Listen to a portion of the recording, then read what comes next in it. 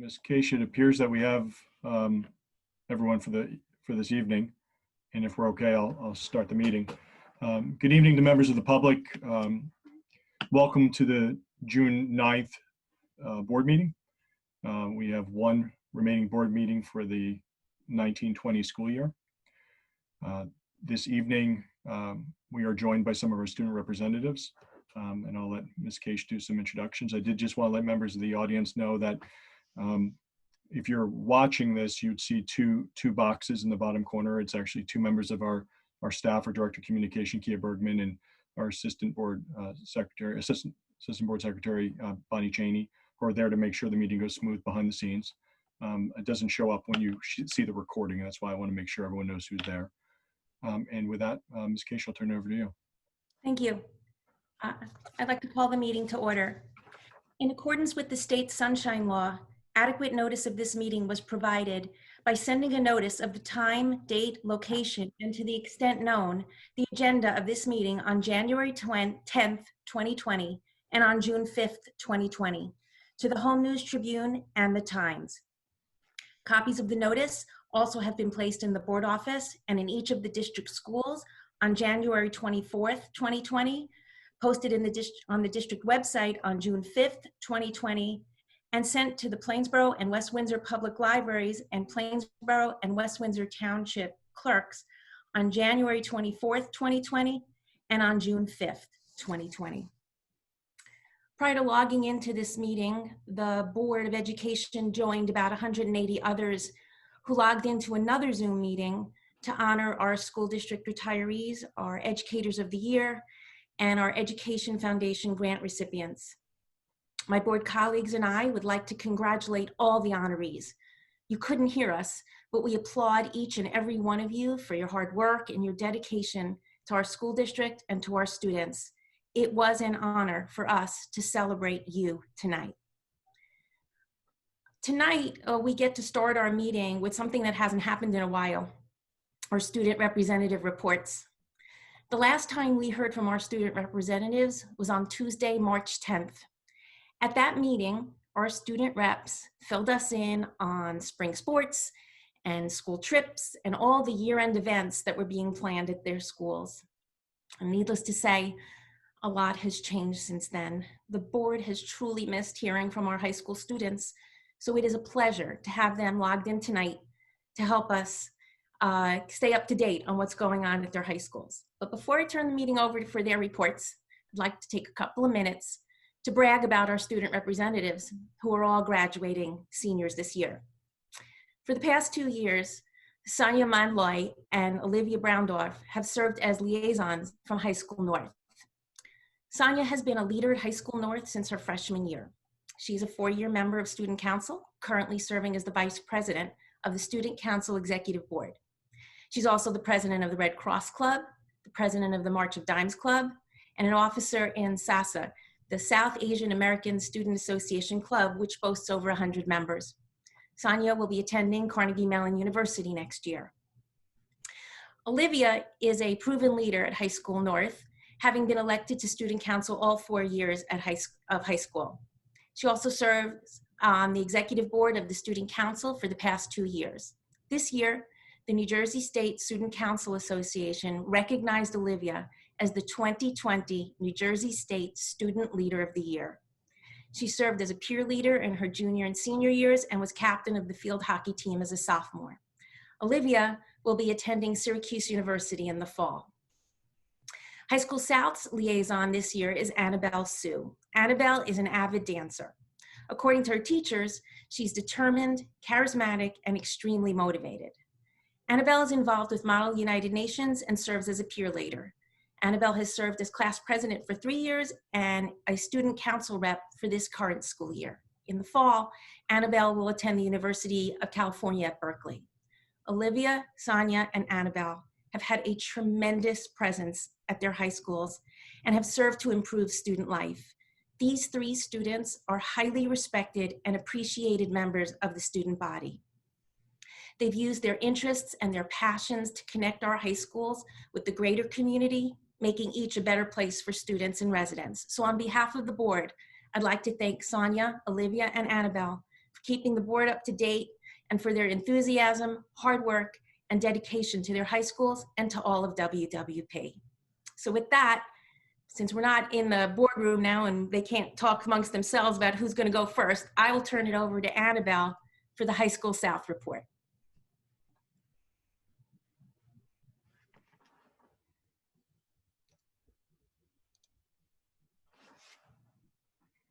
Is Annabelle here?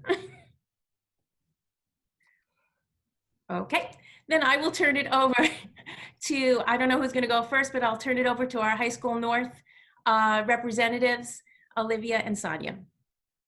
I just wanted to say thank you for all of those kind words. It really meant a lot. So to start, hi, my name is Sonia Manloy, and I'm a senior at West Windsor-Plainsboro High School North. I wanted to start off by saying thank you for giving me the opportunity to speak at these meetings for the past 2 years. It was an honor meeting all of you, and it was a great experience. On June 19th, the High School North administration will be releasing the virtual graduation video. The senior student council, class officers, executive board members, the administration, and Perlow Productions, the company creating the video, have been working tirelessly to create a memorable ceremony for the seniors. In addition, the High School North staff has been creating many videos for the seniors, such as a slideshow of memories from kindergarten till now, senior awards, and so much more. Good evening. My name is Olivia Browndorf, and I'm a senior at West Windsor-Plainsboro High School North. Crazy how 2 years together have flown by. I want to thank you all for welcoming us with such open arms and giving us this opportunity, and many memories we'll always remember. I truly have enjoyed speaking at these meetings every month. Continuing on with senior celebrations, next Tuesday and Wednesday, HSN administration is giving each senior the opportunity to take professional pictures at school during a specified time slot. While the seniors are there, they will be receiving a senior box filled with surprises resembling some of the special moments we've missed these past few months. If you haven't done so already, take a drive down Route 1 and check out the awesome billboards that our faculty and staff have made for us, seniors. HSN and HSS are both represented, and it was a very special surprise.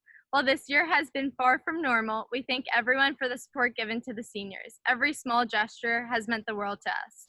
Thank you again, and we hope we get to see you soon in person. Well, thank you to Olivia and Sonia. I want to just congratulate both of you on your graduation and know that we wish you all the best in college and beyond. So good to see you. Thank you. At this time, I'm going to turn it over to our superintendent, Dr. David Adderhold, for his comments and his report on the 2020-2021 school reentry planning. Thank you, Ms. Case. And again, thank you to our student representatives for the last 2 years spending with us. Wish you both well at the next step in college. So I'm going to start by sort of jumping right into discussion and presentation regarding the fall 2020 and the planning towards that. And I think the best way to describe is it's complicated. I'm going to share screen and talk a little bit about what we're up against.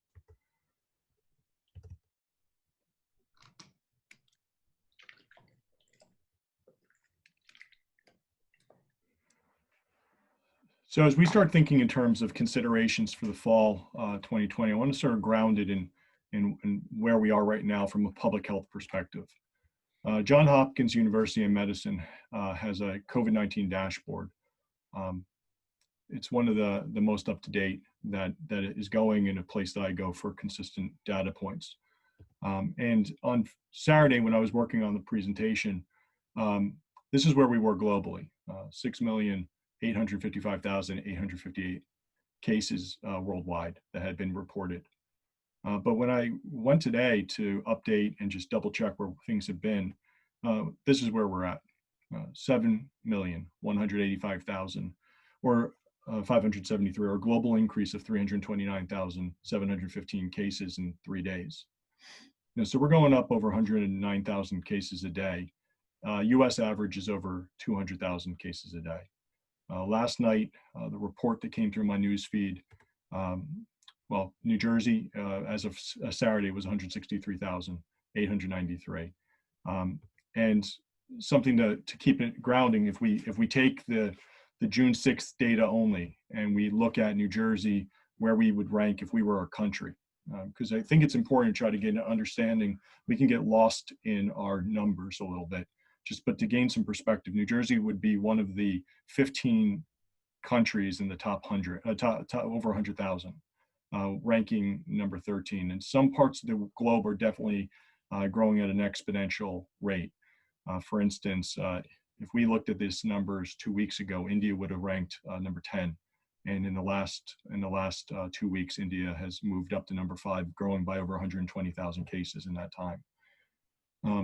But the data isn't all good that's out there. New Jersey itself is trending lower recently.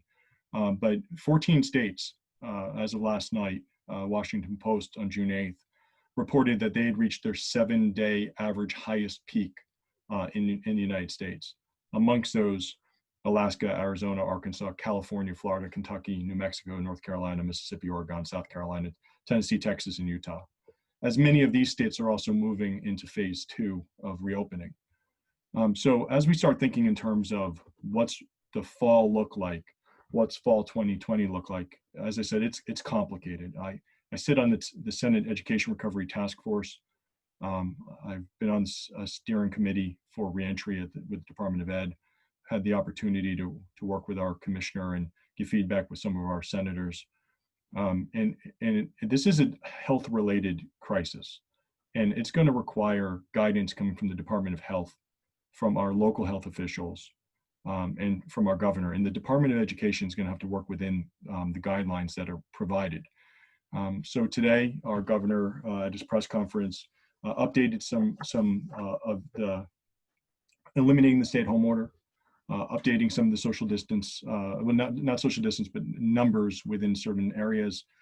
We were at 10 inside facilities, moving 10 to 25%, or not to exceed 50 individuals for the capacity of a building. So if a building had the capacity of 200, you could have 50 people there. But if a building had the capacity of 1,600, you could have 50 people there. So it's 25% or 50, whatever is the smaller number. So the reality is that if you take those parameters and you add social distancing requirements and other health factors, what we can do from a day-to-day schedule and component within physical locations becomes very, very limiting. So our primary goal above all this has to be the safety and the safe learning environment, work environment for our staff and our students. That public health safety has to drive the day when it comes to whatever the fall looks like. We must, as a school district, follow the recommendations and guidance of the governor, the New Jersey Department of Health, and New Jersey Department of Education Center for Disease Control. The recommendation and guidelines that they provide is what will govern us. Many may confuse that the school board has the right to make certain decisions about entry. We are governed ultimately by the rules and regulations provided to us and the flexibility that's then provided to us. So what we've been advocated for is the opportunity for, as a school district, to be able to make some decisions within parameters that are put forth in front of us. So for instance, if social distancing is going to be required, the question of how many students per room is a legitimate question. And while every room is a little bit nuanced and different, and it's definitely different from building to building, we can set standards of how many square feet per student. So is it 6 feet by 6 feet or 36 square feet per student? Or is there a need to be a social distance buffer between the outer rim of those? And then when you do that, you can divide by the capacity of a room and figure out what the safe social distancing rules are. And then you have to put health and safety standards in between that. And it gets more and more complex as you start thinking about unique circumstances and individual needs of individual children. Everything from toileting to restraint, to redirection, to speech, to occupational physical therapy. And so these are the kind of things that are on our minds and questions that we're asking. But again, the physical and I'd say the emotional needs of our staff and our students, our families need to be prioritized upon reopening. And reopening just simply means opening in the fall, whether it's virtual, physical, or a combination of. So the expectations must include flexibility.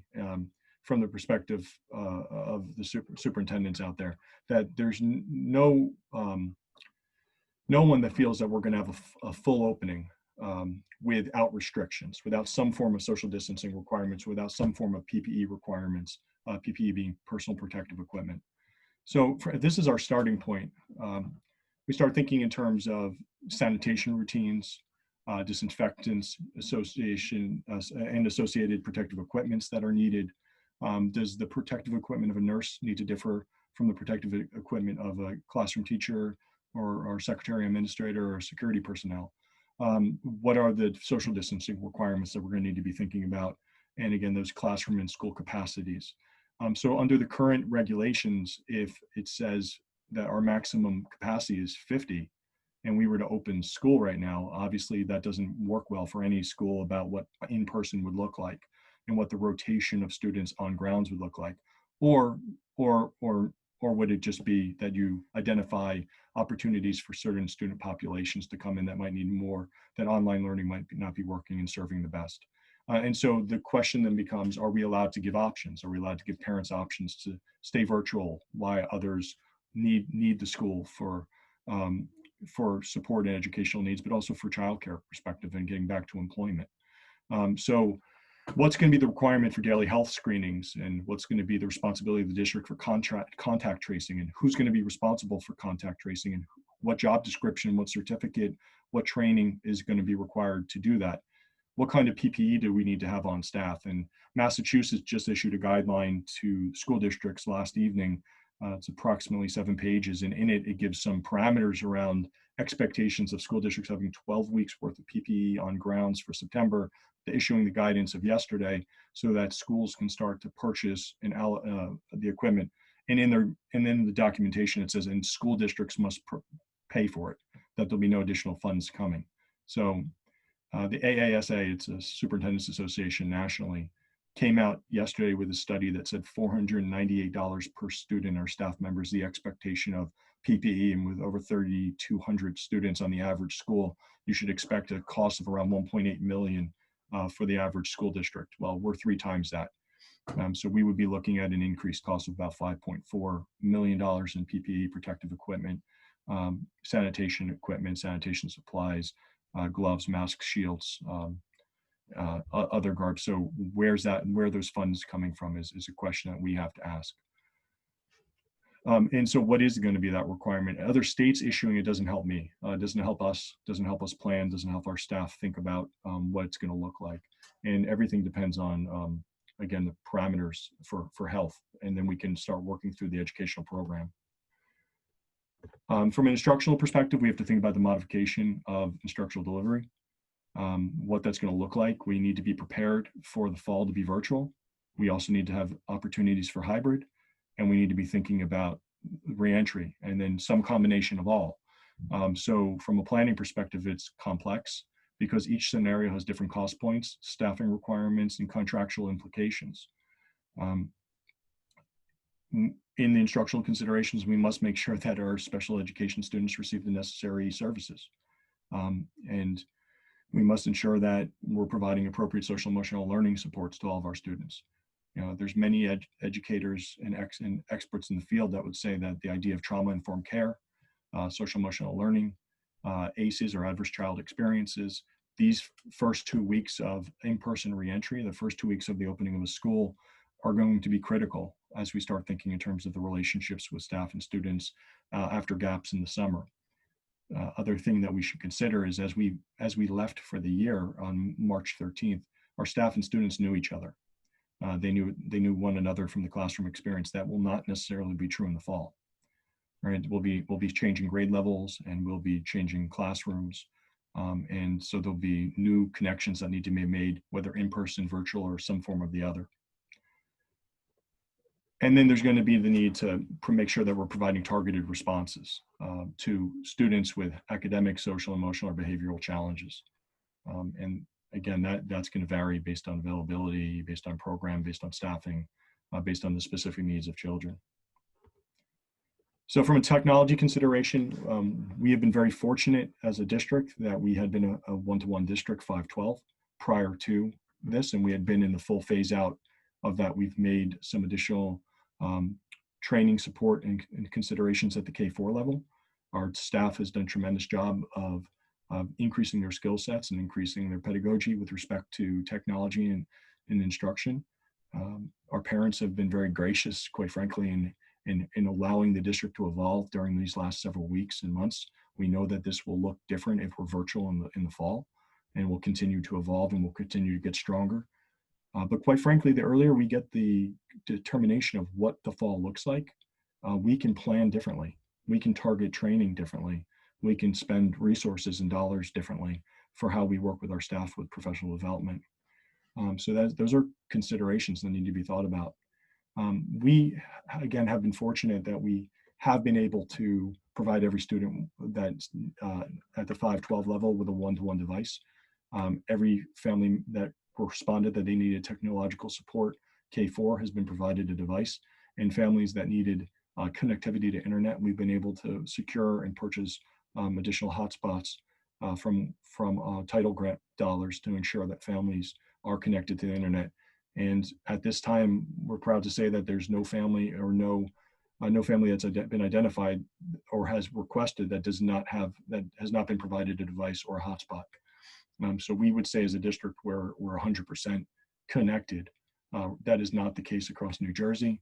New Jersey has about 1.4 million school-age children, 89,000 children as of yesterday. We're still not connected to a device or a hotspot or internet connectivity in New Jersey. And that's just not acceptable. That's 5 to 6% of our students in New Jersey are not connected to a device and not experiencing instruction through a learning management system. We're going to have to continue to evolve and again, look at our digital tools, look and try to identify gaps and opportunities to improve upon the instructional and online learning experiences. One thing that school districts across the country, quite frankly, and across the world have to consider is that we had a lot of opportunity to try platforms that were provided to educators, again, nationally, globally, for free of service. And it was a good marketing tool from a lot of companies. They offered things up, offered resources, districts tried them, and then, but the longer it goes and the more you rely upon it, when those free resources turned into paid resources, now you need to start investing and making decisions about that impacts the budget. Fortunately, Dr. Nathan has worked with the curriculum committee and brought forward several recommendations to the board in advance.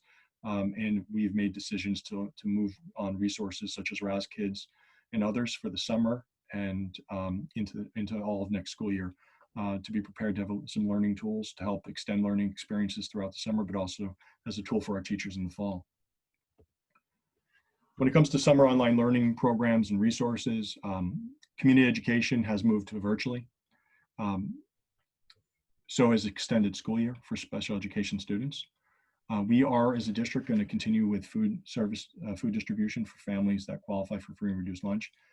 We have offered an extended additional support for families in need that have identified and come forward and said that they need support. We are working with every family that comes forward and asking for support. There's also a process that we can help them work through other application process. And Marcy Beller, our food service director, and Colleen Cohn from the business office have just done yeoman's work to make sure that families receive the necessary supports that they need. This is not something the district's required to do. This is something the district is choosing to do. This Friday, we'll be meeting with 12 different community organizations to talk about how we can best support our families in the summer and how we can provide additional supports and additional food supports during the summer. So we're going to be working and partnering with our local community groups to try to, again, make sure that we're providing as much support to families in the summer as possible.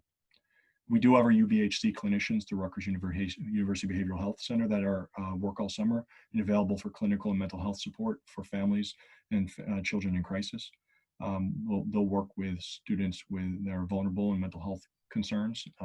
They've been working with families throughout the pandemic to make sure that, again, students are receiving the counseling support and therapeutic supports that they need.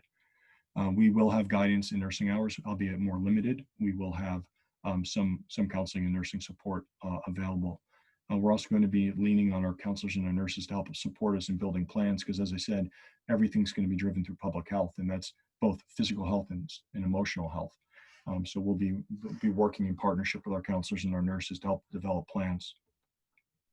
From planning scenarios, this is more big picture hypothetical scenarios, but it's important to understand the kind of options that are out there. So scenario one is just we stay distance learning. Now, again, this is maybe a probable scenario, again, due to social distancing requirements. And I think it's important to know that, our governor even today said, we need to, social distance must remain as it's worked. It must be practiced because it's helped drive the numbers down. And so, if we looked back about a month ago, we were trending around 3,000 to 3,500 cases a day in New Jersey. We're currently trending on around 500, 600 to 400. So in that 400 to 600 range, always dips a little bit on Mondays because no testing on the weekends, and you see a midweek rise, and then we're back on the weekends to lower numbers again. So the reality is, though, as things open up into phase two, it's very commonplace, as we're seeing in the data, that you start seeing increases.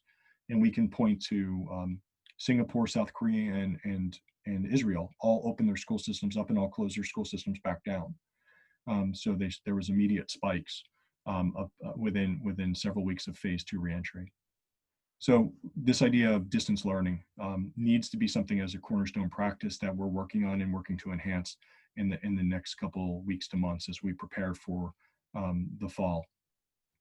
And our teachers have now obviously have done the in-person part, and they've been building their skill sets and really done some remarkable work in the transition. And we must always remember that our teachers are teaching from their homes with their own children, many working in preparations and meetings and practices to try to ensure consistency across, dedicating themselves to try to learn the technology, building their curriculum and content, working to meet the diverse needs of their students. And again, just credit to them and all the efforts that they've made, and to our leadership team, whether it's our teacher leaders or our administrators that have guided them through that process and been there to support them and to work with families. Again, in every scenario that we have, meal distribution will be continued. Mr. Earl and Ms. Beller from food service and Mr. Ray from security, they've just been the heart of that making sure that our families are taken care of. I'll say again, this just to drive home this important point, that we do not get to choose this right now. This is not an option for the district. Under the code, under the executive order, we're an all or nothing proposition state right now. We're either all in person or we're all virtual. That's what's in front of us by either the executive order or by normal operations of school. Unless some actions are taken, families, if we are ordered back for a normal opening, which it'd be hard to believe that that's going to happen without social distancing requirements, as I put that as a caveat. But if we were ordered back and families chose not to want to bring their kids back, we would be put into a position of having to say to families, I'm sorry, but you're going to have to disenroll for the purpose of homeschooling. And that's just not an acceptable option. That's not something that we've advocated for. It's the exact opposite of what we've advocated for. We believe that some families will make decisions to want to keep children home. And that might be for just concern or fear. That may be because of medical needs of the child, and maybe because of medical needs of a family member. So we do envision a scenario where families are going to opt their children out of school. And that's in every district, I also see that as a scenario for teachers. Teachers have children with medical needs, children themselves with medical needs, or teachers themselves are in high-risk categories. So I also envision a scenario without guidance. We don't have the time to plan and have conversations with our association partners, because that same is true with our service association. That same is true with our administrative association. So we need to be able to have time to have conversations and to work out what this would look like if we were in some kind of hybrid model from a staffing perspective and from an educational perspective. The USA Today ran a poll about 3 weeks ago in which they asked educators across the nation, would they return if forced to come back to reentry? 20% indicated that they would retire or resign. And though I can tell you right now, the workforce can't absorb that. There's not enough certified staff that even if we didn't care and that was what happened, we have no way to do that. Meaning public education does not have the workforce to be able to replace 20% of educators at one time. So again, we're going to be relying on the governor, the Department of Health, and the Department of Education for guidance around what this all looks like, and to see if there's going to be options available to school districts for some kind of virtual, flexible, or hybrid model. So in scenario 2, I'm sorry, so I sort of spoke to a lot of this in that, so the planning for distance learning in scenario 1, you know, again, building those virtual classrooms in school communities is going to be a big deal when you open the school year. Looking at synchronous learning, introduction of new content, embedding the importance of social emotional learning embedded within the curriculum, embedded within the opportunities, and looking at best practices around instructional design and digital design from distance learning perspective. In scenario 2, again, that's when you start thinking in terms of social distancing forces you to think differently about how many students and staff you can have on site on any one time. And if you have to then socially distance, the average bus could be reduced as much as 75%, right? Because you'd have to zigzag seat 6 feet apart. And so you start thinking about busing costs, you know, doubling, tripling. You start thinking in terms of staffing ratios, depending on the model and depending on what you're required. If everyone's required to come on site for a certain number of hours and the hour requirements are not waived, then we would exceed the contractual minutes and the number of preparations for teachers. If you extend the length of the day to an 8-9 hour day, you also then exceed the nursing time. And so you start thinking in terms of how will you staff your buildings, how will you have nurse coverage in your buildings, because it's not like the 1970s where we just split the day. We also now have to think in terms of the medical needs of a facility and how do you provide support and coverage in that facility. And so, again, it's complicated. Staging areas need to be thought about, staggering in-person, out-person. Start thinking about if buses start rolling in staggered time periods. You could have a nurse that's job is essentially the backdoor temperature checks for 400 student entry points at a time, right? And then how do you queue 400 students coming off a bus, and that's 1/4 of the high school? And then what's that look like if it's raining?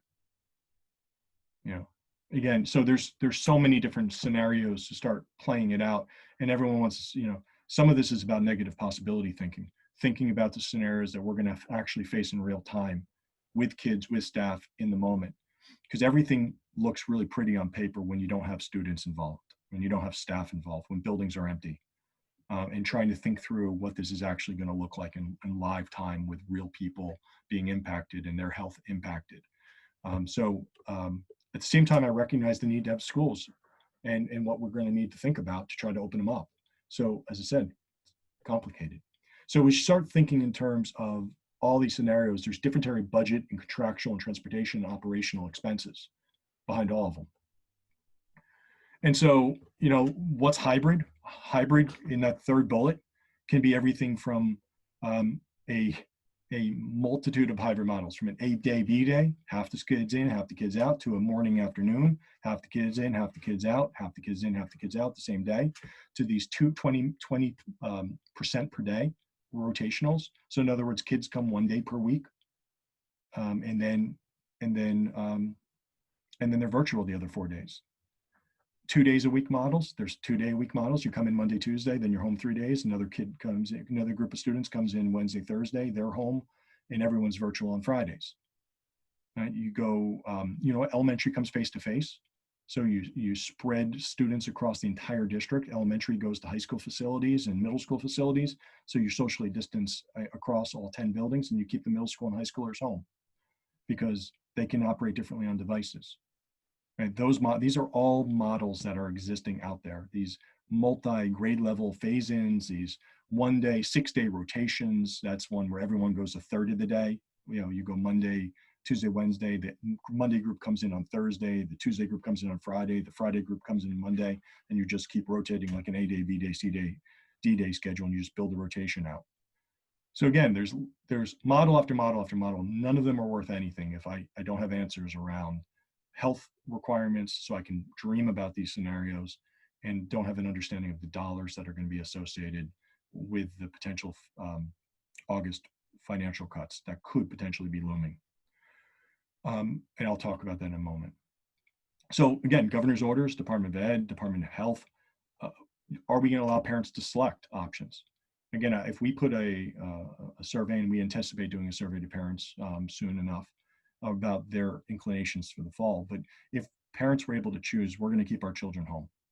And let's say we had 40-50% that said they're staying home. Well, we can almost socially distance based on some of those selected scenarios, and then work to support families that need their children in school.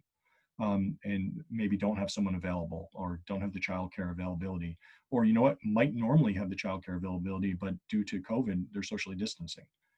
And then we'd have to then look at our classroom ratios and our scenarios and our teachers, and again, and start thinking about what this looks like, and then have a lot of union conversations, association conversations about the impacts of those models. None of those are quick conversations, right? And that's one of the things I've said.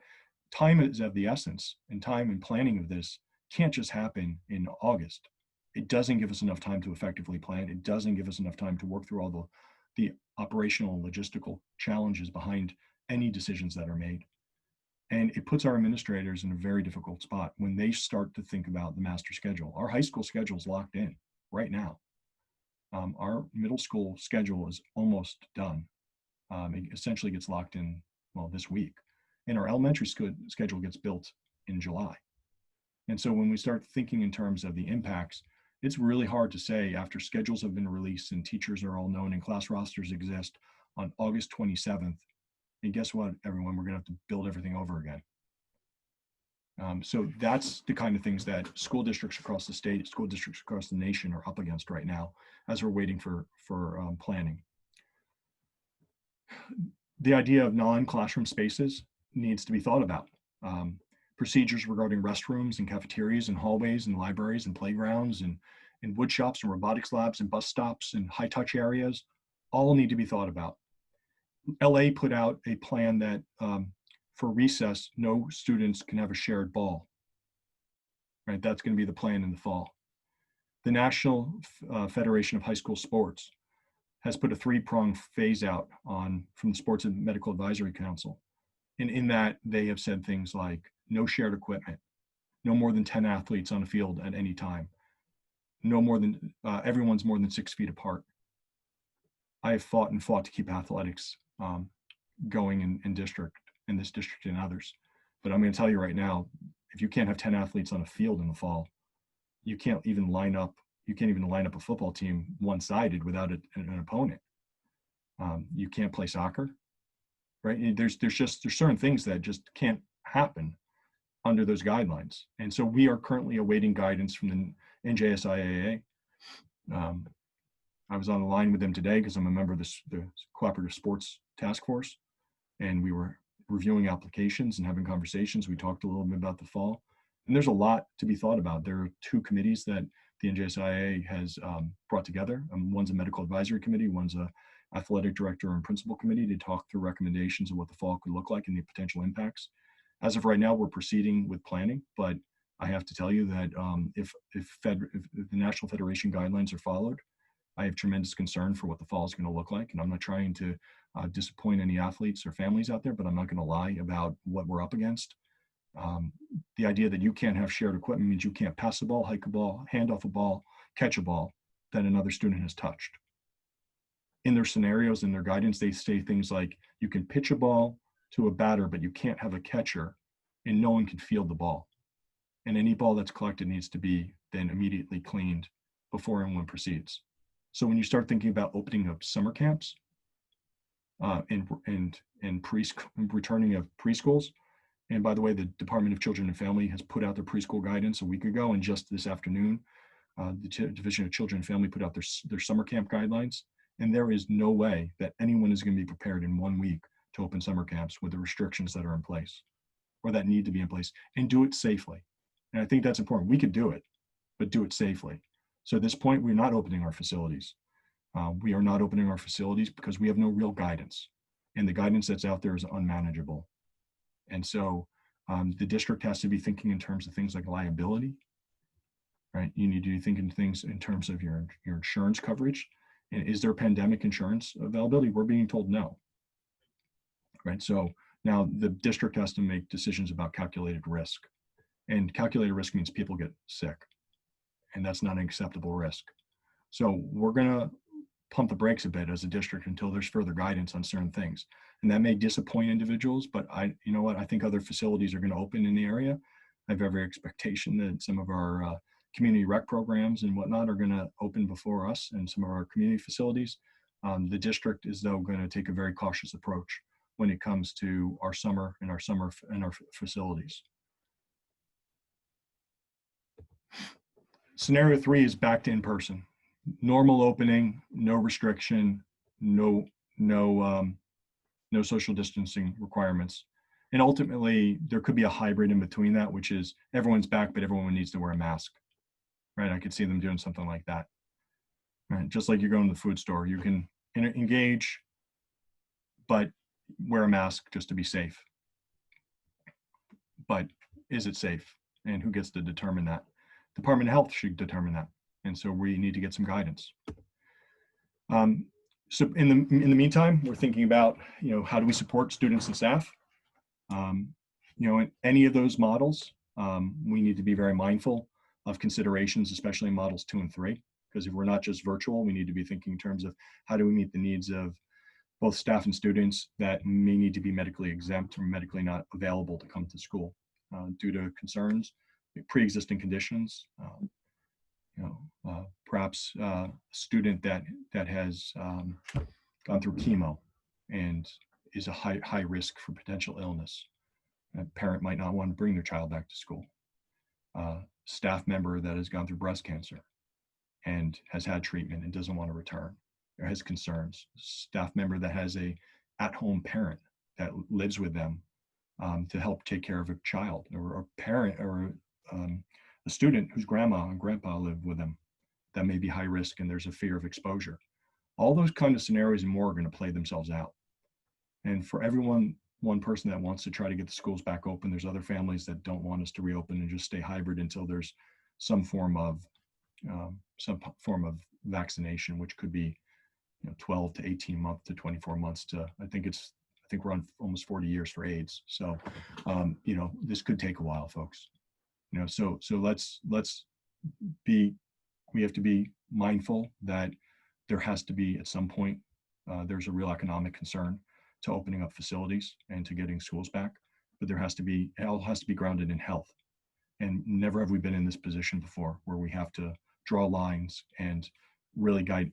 Everything has always been about safety, but we're literally talking about life and death decisions about exposure points. So there's going to be certain things that are going to be different in the fall.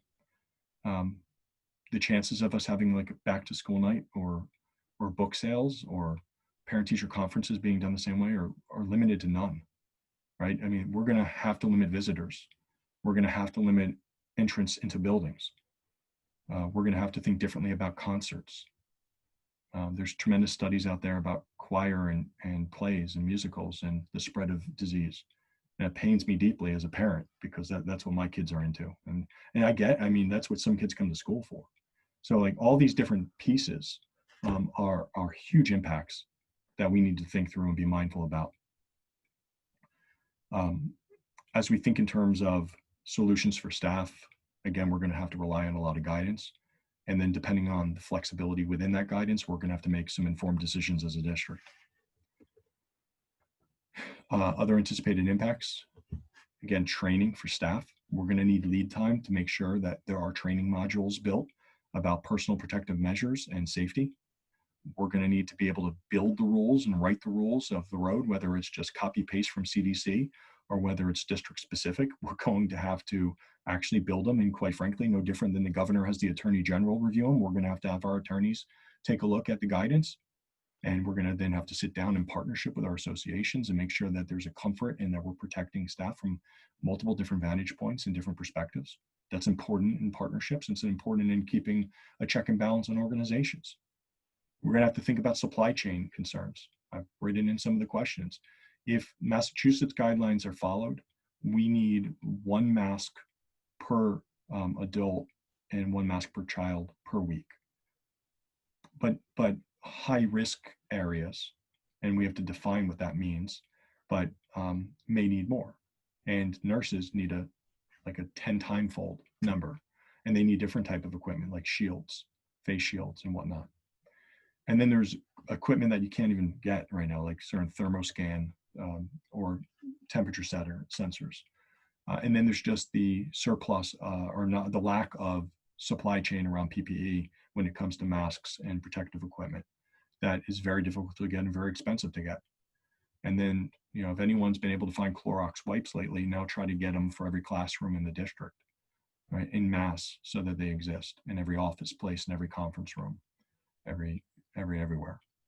And what's that look like to clean locker rooms? And so you get the idea that this isn't simple. Not everything's an 850 square foot classroom. So supply chain is a real consideration and concern. I also worry about what this looks like on mass scale as hospitals have struggled to resupply PPE, let alone hospitals have struggled, and the government and the hospitals have had their own challenges with one another over confiscation of materials. Well, school systems are going to be bidding against those very same players for that kind of equipment. And in New Jersey, there's 1.4 million school children, another 150,000 teachers and aides and administrators. And then you start thinking of, oh, that doesn't include all the private schools and charters. And so we're probably around 2 million people when we add everyone up, but let's just use 1.5 for a minute. That's 1.5 million a week, if everyone gets one. But some studies are saying everyone needs to get 3 a day, not 1 week. So what are the guidelines? That's Massachusetts guidelines. What's New Jersey's going to be?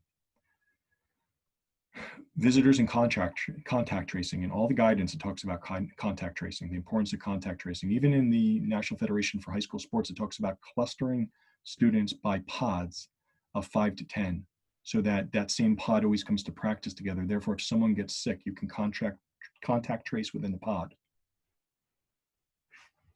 There's a shortage around school nurses already, pre-pandemic, and that's only going to get exacerbated during this time.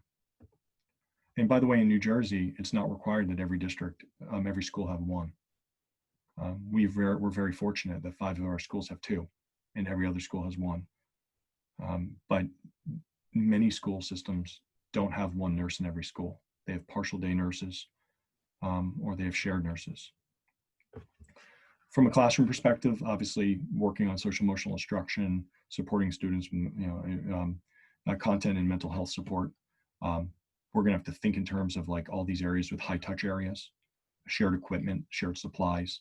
You know, our art classrooms, our music classrooms. Think about like elementary classrooms with bells. Think about the amount of times that kids put their hands in their mouth.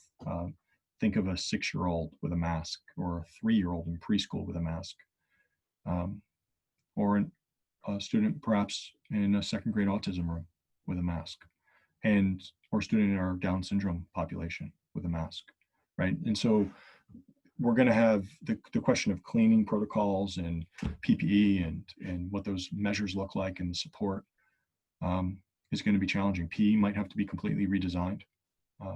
Again, you can't have shared equipment right now. So what's that look like in basketball units? There's not 1 ball per student, a lot of dot drills, I guess. Reductions to class size to accommodate physical distancing requirements is going to be something that is required. I don't see any scenario that brings us back in traditional day. We can try to force reentry as much as possible, but at some point when we're not just in outside air and we're talking about returning to large groups of people in inside air, that's when potentially see spikes coming. For special education educators, we're going to have to talk about what protective equipment looks like in certain settings for both students and staff. What's a student with a cochlear implant need from a mask perspective? What's a student, or what's a teacher or speech therapist need with respect to being able to see the teacher's lips, right? Because so much of formation of words is going to be about seeing the mouth. Right, so those are kind of considerations of specialty equipment that we're going to have to talk through. Also, some of the contact is much closer when you start thinking in terms of redirection and supporting students. A lot of times it's very close proximity. The instructional aide at the table it's not a 6-foot distance with that 4-year-old that you're working with, it's right next to. And so that is something that needs to be thought about, then the type of protective equipment with it. You know, there's over 150 instructional aids in the district. So when we're talking about a price point, just go to the price point side of it, it's not a cheap proposition about specialty equipment. This is not one classroom. This is a lot of staff impacted by this number. And it's for health, right? Drive it back to health. But the question becomes feasibility and is it realistic? And so considerations are going to be made for speech and occupational therapy, physical therapy. Considerations will be needed for toileting and you know, physical redirections or restraint. We have a handleable care program, and there are students with behavioral outbursts that do require redirection. It's not a high percentage population, but we do have students in our district that need that, and it's in their IEP, and it's required to be trained. But so we're going to need to think through all these micro pieces that make up the totality of the district. Right? Transportation is a whole nother challenge. Transportation, you know, so you can bring a group of students, whether it's 11 or whether it's 52, to school, but that means they're getting on the bus. There's no temperature check at the bus stop, right? So the kids are coming to school. Temp check is happening there. How is that bus now being cleaned? What's the requirement and guidelines around that? So what's the disinfectant requirements of the surfaces? Some are in district buses, some are out of district buses. Will the out of district providers have the same requirements? Is that going to be pushed down through the Department of Transportation? Another significant area of concern is just the volume of drivers available to the market. What we know right now is that certain bus companies are already having retirements. Over 35% of bus drivers are over the age of 55, and many do it as a second career. So we have, again, a challenge of getting certified school bus drivers. Schedules and all those different schedules, if you do hybrid or rotational schedules, you could be talking about increase of bus costs. You could even be talking of a doubling of bus costs because of social distancing. So you could be seeing a $13 million budget explode into a $15, $18, $20 million budget. So schedule is also going to be limited because we already have a bus shortage that exists in the state already. Many districts have difficulty getting bus routes filled, especially for athletics and co-curricular. There's not enough bus drivers, as I said, pre-pandemic, no different than nurses. So it's a concern from the field. School operations, you're going to have to start thinking about hallway and traffic management. One-way hallways is being talked about. I have questions about that. What's that mean for fire code? And what the requirements are, because again, we like to think of things simplistically, but there's building code, fire code, regulations that go beyond just this education requirements that we need to be mindful of. Cafeteria services need to be thought about and how we're going to provide lunch. If we ask every student to stay in their classrooms for lunch, who's going to watch them because the teachers don't have that duty schedule? And so now you have a classroom management concern. How are you going to maintain social distancing during lunch? Even if you deliver to classrooms, you still have a management problem. And then everyone has to take their mask off to eat. So you wore a mask all day just to have exposure at lunchtime. That's true for drinking a bottle of water or sneezing, which will happen a lot in the fall as allergy season comes back and the flu season comes back. What is the fever requirement going to be? If a student has a fever, are they going to automatically have a 14-day exclusion? What happens if a student is or a staff member suspected to be COVID positive? Does that shut down a classroom? Does it shut down a school? Or does it shut down the district? Right? We need to know those guidelines. And a lot of it's about proximity, but I would say there's probably 30 to 50 married couples in the district right now. So if someone is ill at Dutch Neck and they're married to someone that's over at Grover, does that mean the Grover teachers class is quarantined? The Grover teachers quarantined? Grover is quarantined as well as Dutch Neck? How does that work? Right, so those are questions we need understood by the health departments. What we do know is if someone's in a home of someone that has tested positive, their 14-day quarantine doesn't start till 3 days after the other person tests negative, right? So if my wife was COVID positive, after 3 days after she tests negative, I have a 14-day quarantine. right? So that is has some challenges from a staffing perspective, because we do have shared staff that live together, that's married, that rent spaces together, and maybe not married, but that they live together. So they're also going to see things like limited recess as a possibility, before and after school gathering, before and after school care programs might not be available. Right now, we don't have any permission to open. Right now, those facilities, those staff have not been reappointed at this point, because the salaries are paid for by the revenue. If the revenue is not there, we don't have the dollars to carry the staffing. And so there's also instructional concerns, and I've sort of referenced that before, but things like woodshop and science labs and robotics labs and band and choir, places that it's difficult to socially distance. So if you're socially distancing, you're impacting instructional program. Extracurricular is its own challenge, that many of these extracurriculars are going to have to be thought through differently and could have major limitations and challenges. And we'll have to think through that depending on the scenarios that we're facing in fall. But right now, I know there's athletic directors that are out there talking about what happens if the fall has to start in January, and what happens if the winter season has to start in March, and what happens if the spring season has to start in late April. Right? There's scenario planning going on right now. The one plan that won't happen, I'm sure, is the one that regenerates or redistricts all the sports by risk category. Because as you start thinking about, you can't put wrestling, football, and lacrosse at the same time. It's many of the same coaches and many of the same athletes, right? So it sounded good when someone came out with that at first, but when you actually think it through from the lens of who plays them and who's coaches them, it's a lot of the same kids. So, but a shift in season could absolutely happen. So could impacts to field trips. I foresee an opportunity. I see a strong possibility that we have no field trips through the 2021 year, because even if you had school and you were on site, then you'd have to trust that other facilities are maintaining the same safety standards, and that other states that may have different safety standards, and quite frankly, other countries that have very different standards, you're exposing your community and your students to risk that is not worth it. Professional development is going to have to be thought through, and I'll just go past this one quick because I've sort of talked about it. But pacing, instructional practices, training, mental health support, all that's going to need to be thought about. And then what if there's a second wave, right? We're going to have to make sure that there's devices in hand and that there's blended learning availability. Families will hear tomorrow in a newsletter that we're putting out that we're not collecting devices this summer. We will be allowing all students to keep their Chromebooks throughout the summer so that they have access and device availability. That's not true if you're moving out of the community. We ask that you return it, and we will have technology support for break fix throughout the summer for our families. We will be asking families to come in for an upgrade in certain grade bands. For fourth graders being rising fifth are going to get issued their devices. And then there's 3 grade bands that either have to return or swap out an expiring device.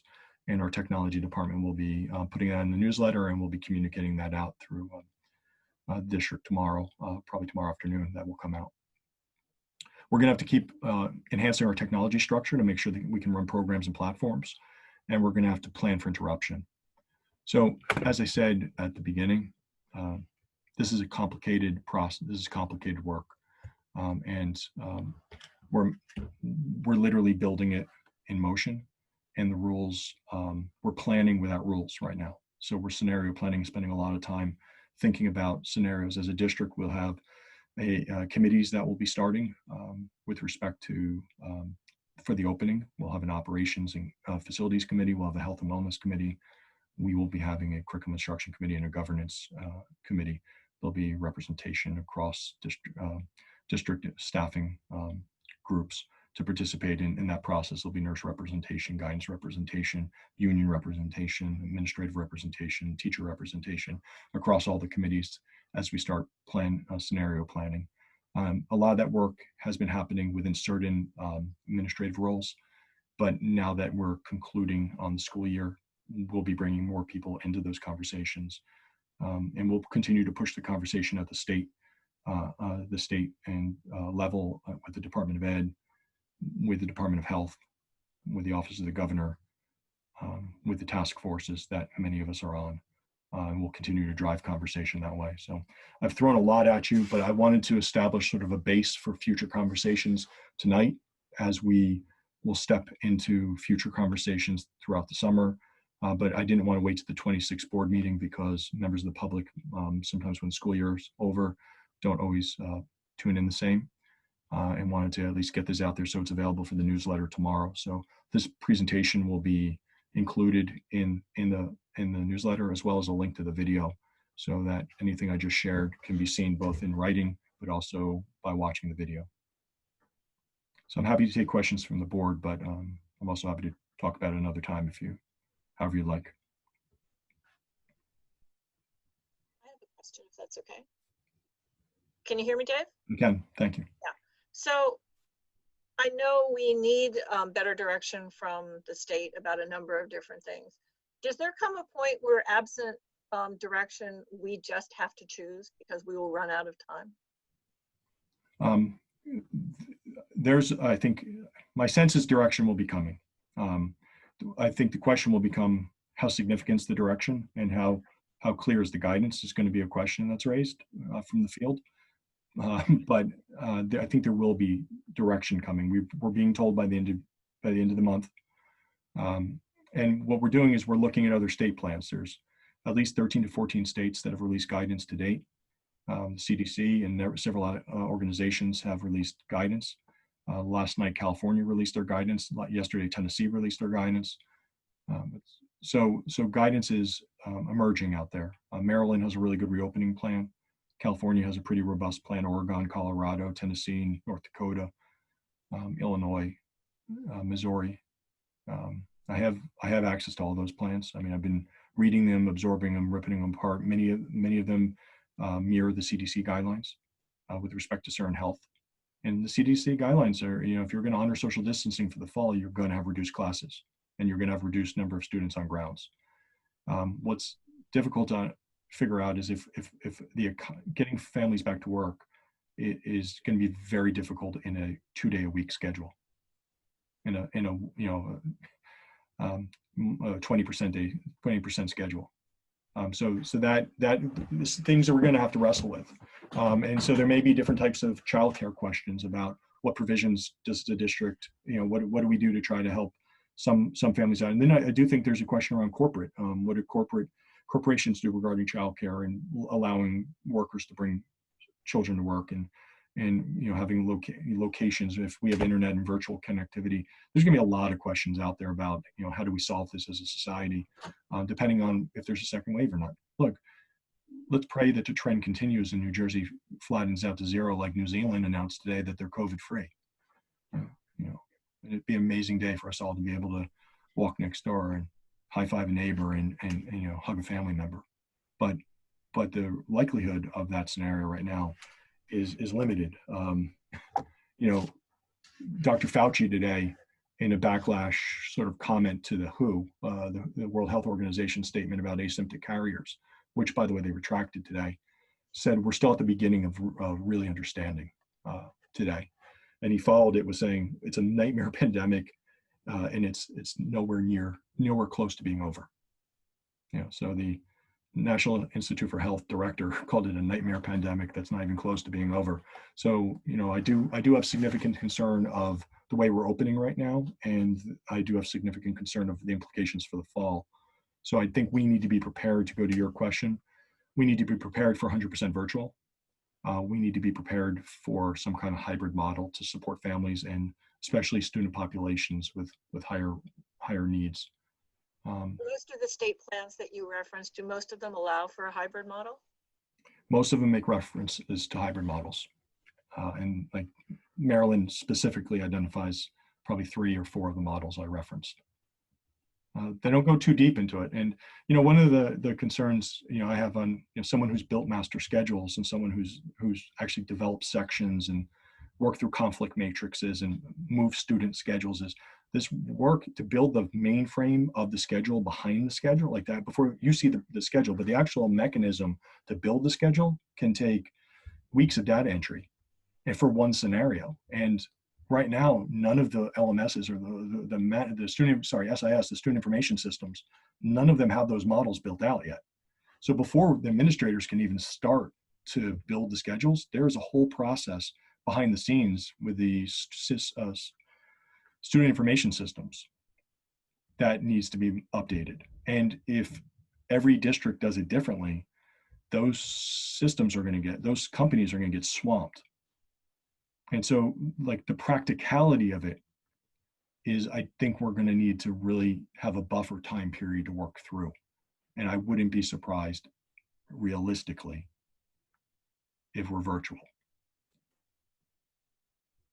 just from a mechanism standpoint. But we're going to prepare and do everything we can to have everything, as many things thought out as possible. And that means we're going to have to take some steps to make sure our facilities are guarded. And I think there's some places we can look, right? The camp program guidelines came out today. The preschool guidelines came out, and we can look to those guidelines, and there's a lot of similarities, and they overlap the CDC guidelines, right, from the Department of Health. So, or excuse me, Department of Children and Family, which I'm sure worked with the Department of Health. So, there is places that we can look to. What's signage going to look like?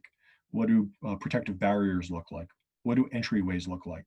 But when I ask an architect, how do you create an isolation room? What's the industry standard for an isolation room in a nurse's office?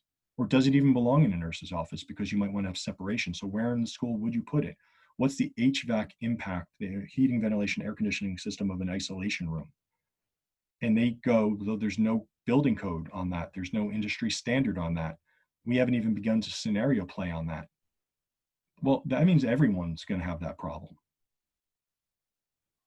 So that's, I think, some of the logistical challenge in live time, that if we're being real and we're having honest conversations, are some of the complexities of opening.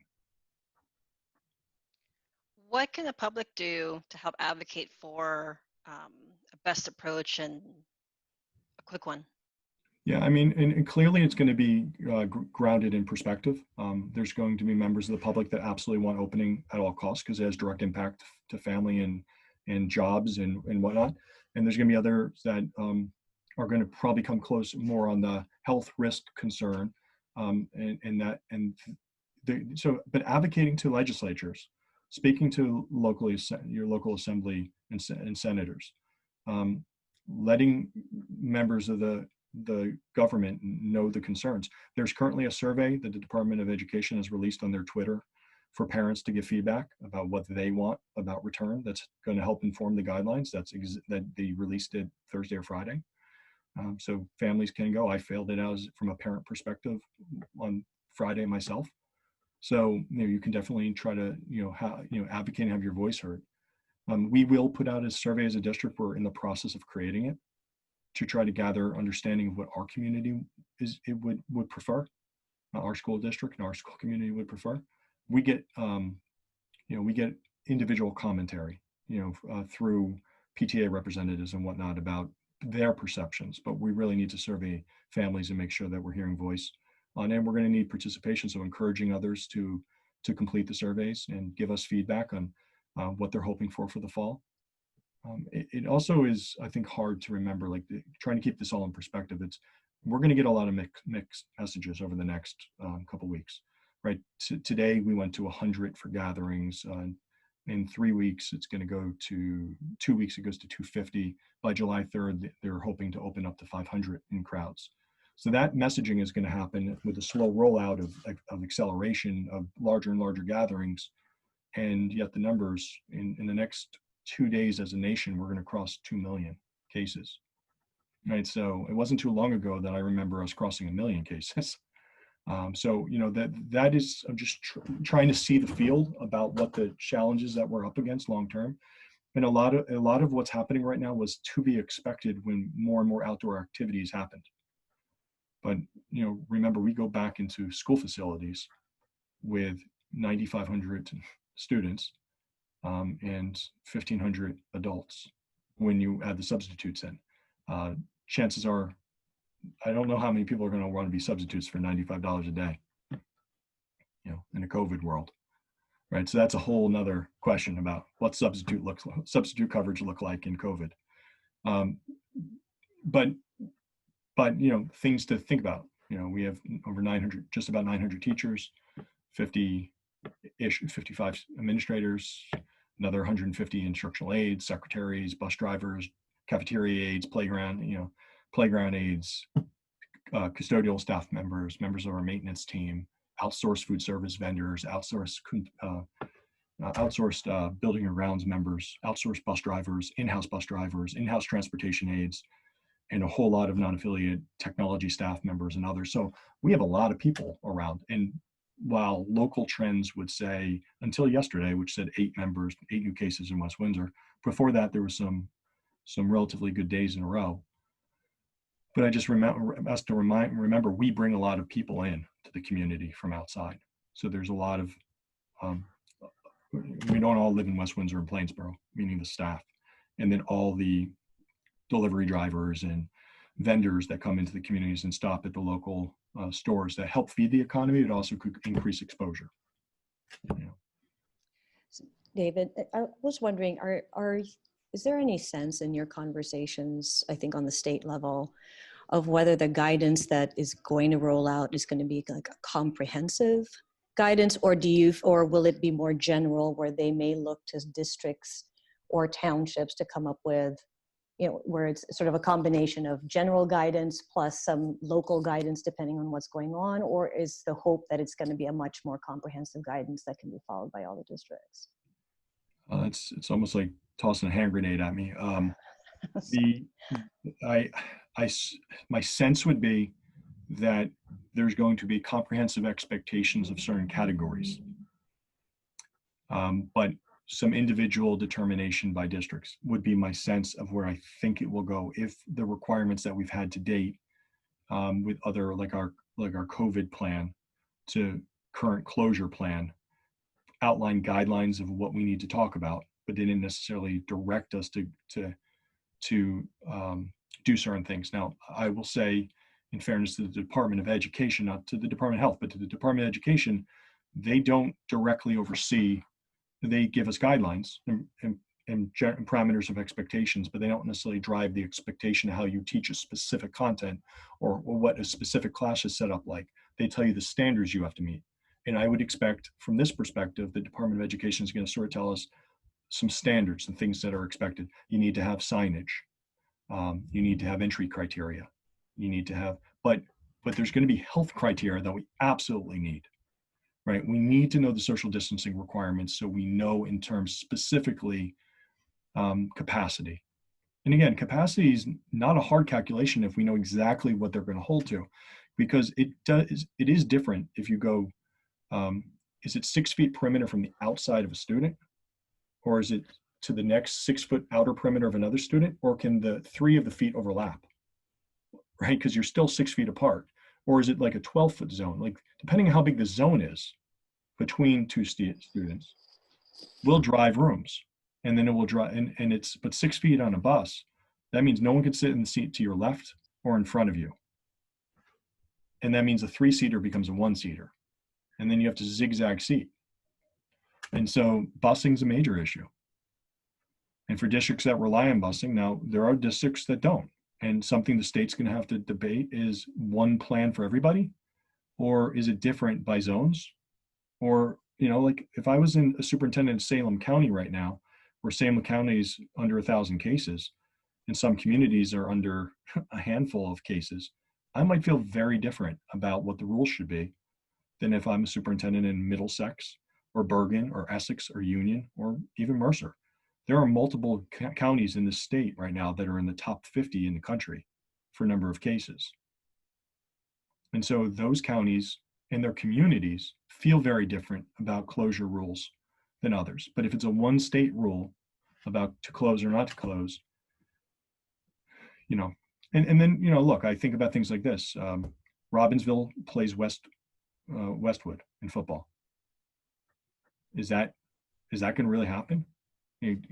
Or are there going to be shifts like that? Because Mercer County zone is very different than down, I think they're Salem, if I remember correctly. Right. So So, I do envision some broad guidelines with some specifics that we have to hit, and then some individual decisions that we're going to have to make. I don't think we're going to get a prescribed plan, and nor would I expect that. But I'm hoping for certain decisions about, here's the kind of things I think we need. Will we be held to a 4-hour day? An in-person 4-hour day? Will we be held to very similar virtual connection as we are now, where a virtual day counts? If a virtual day counts as it is now, then the question is, with in-person, will an in-person day below 4 hours count? Because how you manage the A day, B day, half day, length of day, all those kind of things matters. Because now you can start thinking about hybrid differently, really differently. A student that needs direct services for occupational therapy, a family might want to keep their child home, but might want to come in 2 days a week for that therapeutic session for in-person. Now, the staffing is a whole different issue, right? But I can't even dream that scenario up, because right now it's not allowed, right? So that's the kind of thing that we need some guidance around. If I'm an ELL student or ESL student, English language learner, some like developing readers, right? If I'm dyslexic, right? There's certain things that you might want to drive specific support to and come up with a plan to, that you might want to do in person with certain guidelines. But right now we don't have that flexibility. So we certainly need guidance about what we're allowed to do for implementation. How creative are we allowed to be? Because right now, again, we're in or out. I have a question on the finances through this time. So going through all of these scenarios, it sounds like there's going to be a lot of unplanned for budgets in order to safely be open and safely have the students and staff in our buildings. So I understand to a certain extent, with these scenarios, there's reduced costs in some parts of the budget, and there's going to be increased costs in some part of the budget. And without knowing how everything's going to pan out, you can't really forecast what what the costs are going to be. So in a scenario where we have a lot of unplanned costs, what happens if we get to the point where there's not enough, for lack of a better term, fungible budget left to safely reopen? And what do we do in this situation? Yeah, it's a great question. And budget, I know, keeps Chris and I up at night. So a couple things, maybe to frame big, and then I'll drive into your question. Back in February, on February 27th, February 25th, the governor gave a state aid message. That's the state percentage, the contributing component from the state came out on February 27th, 2 days later. And that was like 1.1 and change. We learned 2 weeks ago that number was being reduced, that they reallocated, they looked at their budgets, and based on the impact to the economy, governor has reduced some money across the state. And we were going to lose around 779 and change, right? Just rounded up to 780.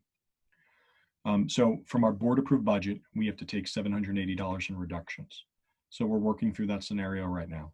And in committees, I'm hoping even as early as next week, we'll be able to talk about what those reductions are recommended to be from the administration to close that gap. But that budget is reflective of July 1st through September 30th. When the treasurer did a report 3 weeks ago now, I believe it was 3 weeks ago Friday, it might have been 2 weeks ago, but it's all a blur these days. The state treasurer talked about that closing essentially $5 billion of a $10 billion gap. But in order to close the $5 billion, they pushed $1 billion into October by delaying the state aid payments of September. So we already know from a cash flow perspective that we're going to not get our state aid payments in September until the next month. And I would say, and I would argue that it's possible that we lose it outright, but time will tell. So in July 15th, we're the only state in the nation that postponed state taxes to July 15th. Then the governor will come out with a new state aid address on August 25th. On August 27th, if past practice holds, usually 2 days later, but it's not been officially announced yet, a new state aid number will come out. And then at that point, we're gonna find out if we're gonna get a further reduction in live time 1 week before school opens. Now, the couple things will impact that. One is, how big is the gap? Well, they're projecting an additional $5 billion between October 1st and June 30th. And remember, they pushed the $1 billion into October, so figure that's $6 billion. And in the Treasurer report, it also indicates that should revenues decrease, you could anticipate an additional $1 billion of additional loss in the fall. So now the governor has to come up with about $6 to $7 billion to close it.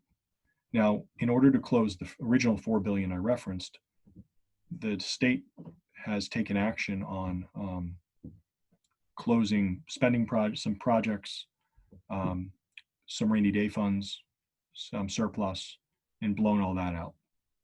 So there's not a lot left. So right now there's a bill pending for a $5 billion bond in New Jersey to help carry and close the budget in the fall. There could be federal aid that comes to school districts or states or municipalities or state that's possible. Revenues could be up from the summer, and maybe the tax collections are better than projected and they close some of it that way. But at the end of the day, we have to be ready to project a decrease in the fall.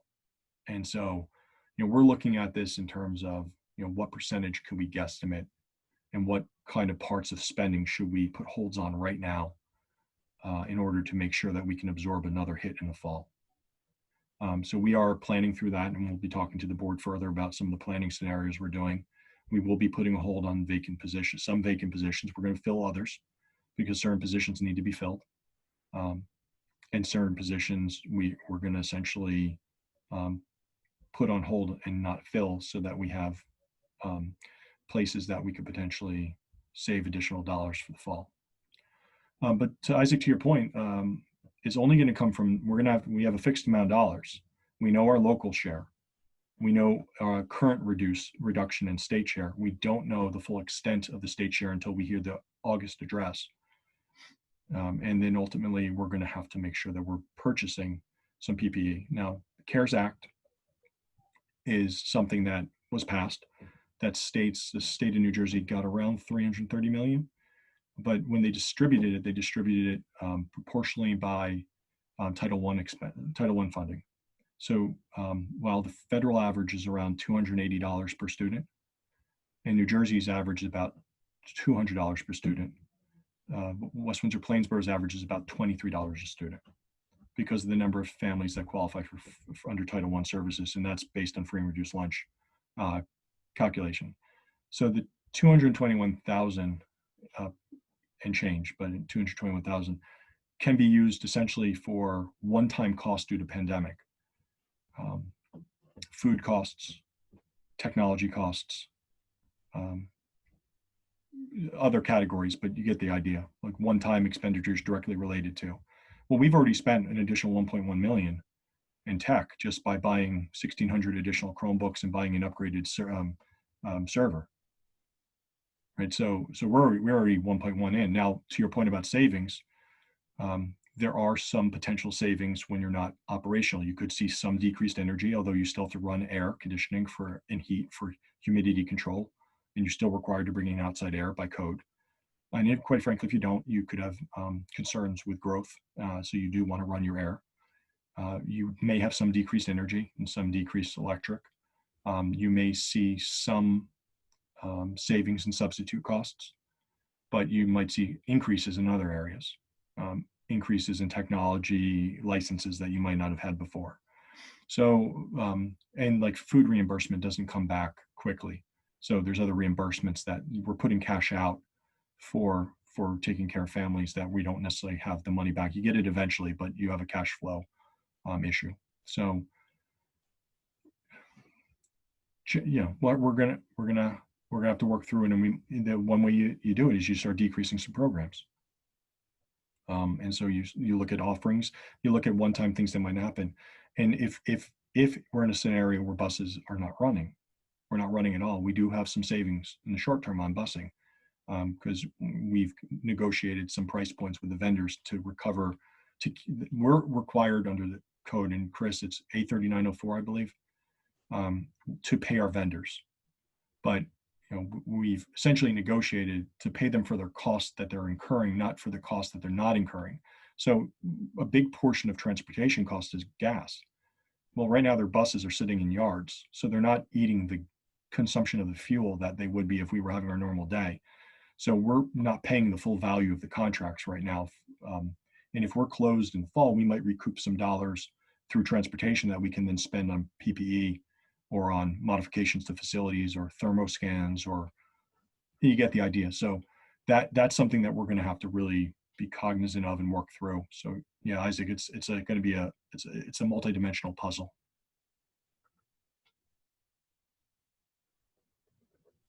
I can talk about this all night. I've been living and eating this stuff, and leading conversations around the state on this. And it's, as I said, there's a lot of complexities to it.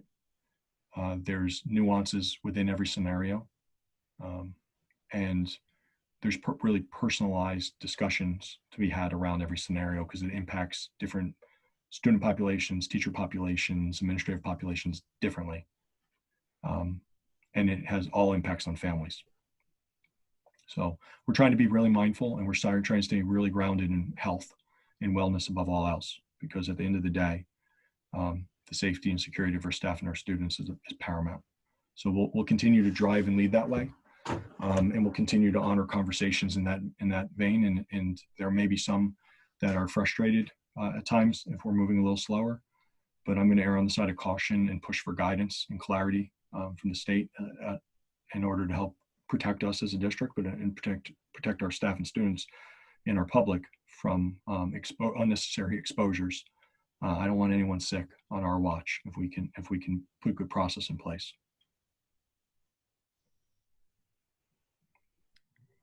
Thank you, Dr. Adderhold. That brings us to the first opportunity for public comment. The board invites thoughts and reactions on agenda items and items of concern from members of our community who have submitted written comments on the form that was open and available on the district website up until the start of this first opportunity for public comment. All submissions containing all required fields completed will be viewed during the meeting and included as public comment in the official minutes. Each comment should be directed to the presiding officer, not individual members of the board, and will be read by the board attorney for 3 minutes in accordance with Board Policy 0167. If the comment extends beyond those 3 minutes, the full comment will be submitted and available as part of the meeting's public record. This public comment period shall be limited to 60 minutes. So I'm going to thank Dr. Adderhold for sharing his screen now, and I'm going to turn it over to our board attorney, Jeff Chikese, who's going to read the comments tonight. Okay, the first comment is from Christine Hodges, 18 Zates Farm Road, Princeton Junction. Has the district been in contact with Governor Murphy regarding opening the outdoor athletic facilities, turf, track, and fields? Question mark. There have been many announcements regarding the opening up of outdoor facilities, but no mention of the school district facilities. There are many reasons for these facilities to be open, including promoting physical and mental health. Next question is from Veronica Mino, 41 Galston Drive, Princeton Junction. If the state says that we can go on hybrid model, however, the parent does not feel comfortable in sending the student to school, does that mean that the school will ask the parent to pull the student out of the school? Or will the school be flexible in working with the family, as it is a hybrid model after all? Just refresh my screen, just make sure I didn't miss any comments, and then I'll be glad to address or speak to those 2 points. I am not seeing any additional comments, so I'm going to stop sharing screen. With respect to the fields, I think I spoke to it. Right now we're going to err on the side of caution until we get better guidance. Governor Murphy's comments today basically made a comment about opening outside facilities, but it didn't draw any specifics to schools, so there needs to be some clarification. I did check prior to this meeting to see if any executive order had been officially released with respect to the comments today. I did not see any executive order dated today. I would expect it will come out in the next day or 2, and then we'll have to seek clarification. But I want to the caveat on that is that there is no guidance about school facility fields that exist right now. There's CDC guidance out there, but nothing that I've seen from the Department of Health or from the Department of Ed or from the governor's office. So we'd be very cautious to open too fast before we get better guidance. And I absolutely agree that there's components of physical health that are important. But right now I'm going to suggest that the school facilities aren't the place that they're going to be provided. When we can safely open, we will. And that is true from a rec perspective. And we're not allowing recreation department to use school facilities at this point. I've communicated that to both townships because again, the guidance didn't exist at the time we had to make decisions around our summer programs.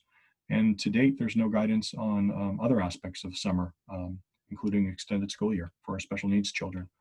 So with respect to what we're allowed to do in the districts across the state are moving virtually because, again, no guidance. With respect to Ms. Mino's question, it's a great question because the question of hybrid models and what we're allowed to do or not allowed to do, it's one of my questions exists as the same question. Will we be allowed to honor family choice? I want to be able to honor that. I believe that there are going to be families that do not want their children back in the school day, but do want virtual instruction. The difficulty in that particular answer, what I just said, is right now under the state rules, we're not allowed to offer that. We're in, we're out.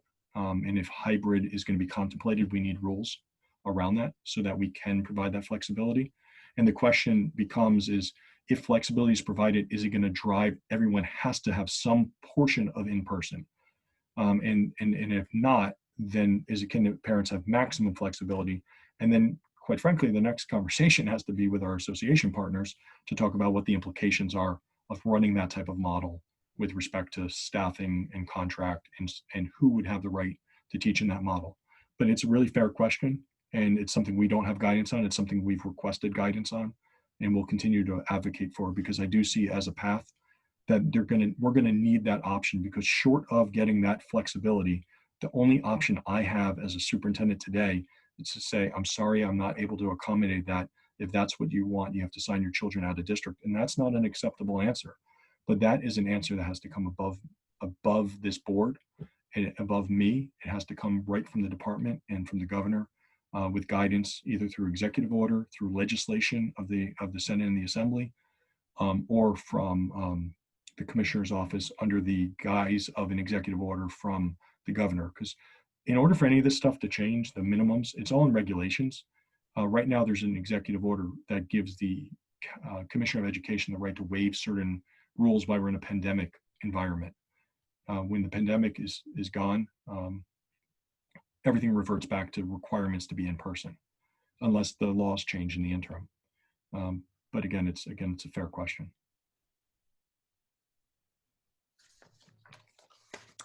Thank you, Dr. Adderhold. So that will close our first opportunity for public comments, and we'll move on now with, there were no committees that met since our last board meeting, so we'll move on to the voting portion of our agenda. We begin with administration items. Could I please get a motion on administration items 1 through 5? Robin and Tony. Are there any questions or comments on the administration items? Thank you, Chris. Okay, we'll start with Mr. Chang.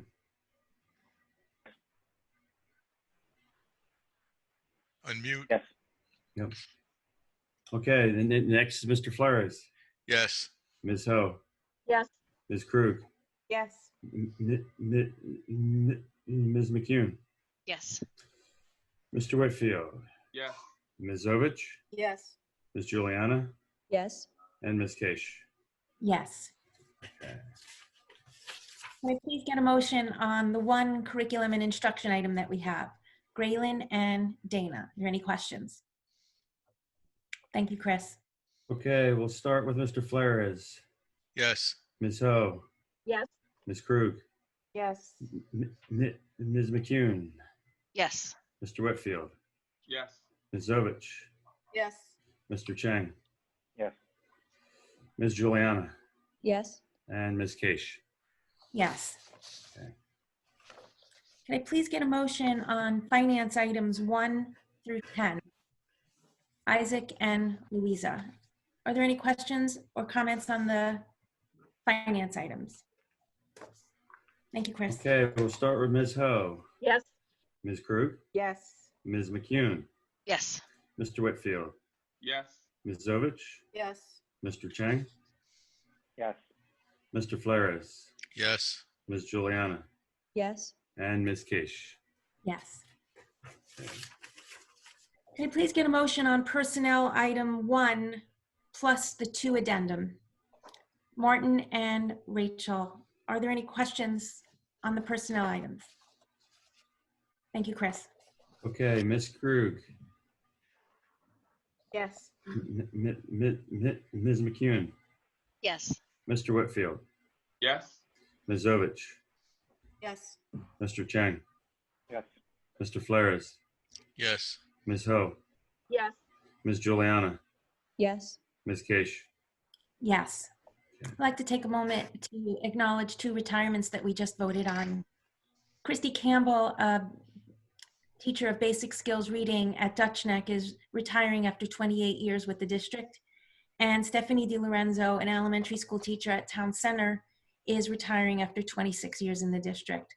I want to wish them all the best health and happiness in their retirement and thank them for all their hard work on behalf of our students. Could I please get a motion to approve the minutes from our last board meeting on May 26th? Tony and Robin. Are there any questions about the minutes? Okay. All those in favor say aye. Aye. Are there any abstentions? Are there any liaison reports? Is there any new business? That brings us to the second opportunity for public comment.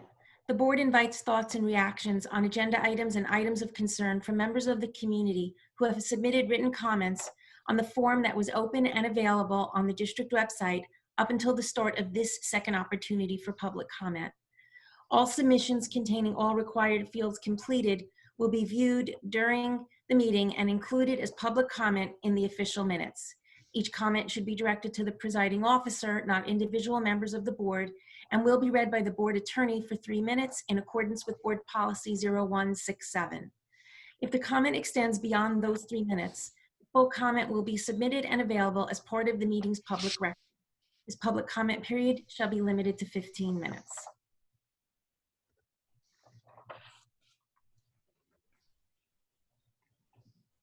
Ms. Case, there are no there's no comments for the second opportunity. Okay, thank you. So when the school district moved to virtual learning on March 16th, I don't think anyone, except for maybe Dr. Adderhold, considered that we wouldn't be back in our buildings before the school year ended, and yet here we are. So since this is the last time that the board will meet during the 2019-2020 school year, I just wanted to end our meeting by thanking everyone in the WWP community for their hard work and patience and flexibility in navigating these uncharted days together. We wish everyone well in this final stretch of the school year, and we hope that everyone has a happy, safe, and healthy summer. So with that, could I please get a motion to adjourn? Dana and Graylin. All those in favor say aye. Aye. Aye. Aye. We're adjourned. Thanks, everybody. Thank you, everyone. Thank you. Be healthy, be positive. Thank you. Thanks. Thank you. Good Be night. safe.